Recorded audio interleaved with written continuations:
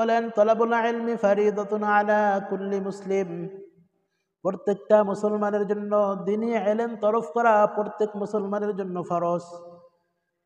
দ্বীনি ইলম তলব করা, দ্বীনের ইলম কোনটা?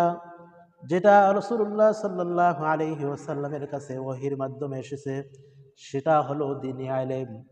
এই দ্বীনি ইলম তলব করা প্রত্যেক মুসলমানের জন্য ফরজ।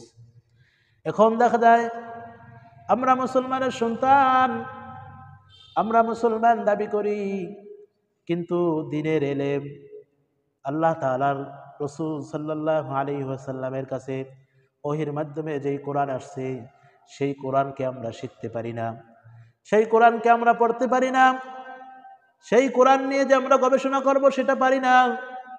কিন্তু দেখা যায় আমরা মুসলমানের সন্তান, এই কোরআনকে বাদ দিয়ে, এই কোরআনের চর্চা বাদ দিয়ে, এই কোরআনের গবেষণা বাদ দিয়ে দেখা যাচ্ছে আমরা দুনিয়াবি বাংলা ইংলিশ অঙ্ক নিয়ে পড়ে আছি, কিন্তু কোরআনটা আমাদের শেখা হয় না। যেটা ফরজ সেটার ধারে কাছে আমরা যেতে চাই না, কিন্তু দুনিয়ার মোহে পড়ে, দুনিয়ার লোভ লালসায় পড়ে আমরা দেখা গেছে দুনিয়ার সব কিছু করতে পারি, ডাক্তার হতে পারি, ইঞ্জিনিয়ার হতে পারি, আমরা অনেক কিছুই হতে পারি, কিন্তু আমরা আল্লাহ তাআলার কিতাব, রসুলের কিতাব, সেই কিতাব আমরা শিখতে পারতেছি না। এই জন্য আমাদেরকে কোরআন শিখতে হবে।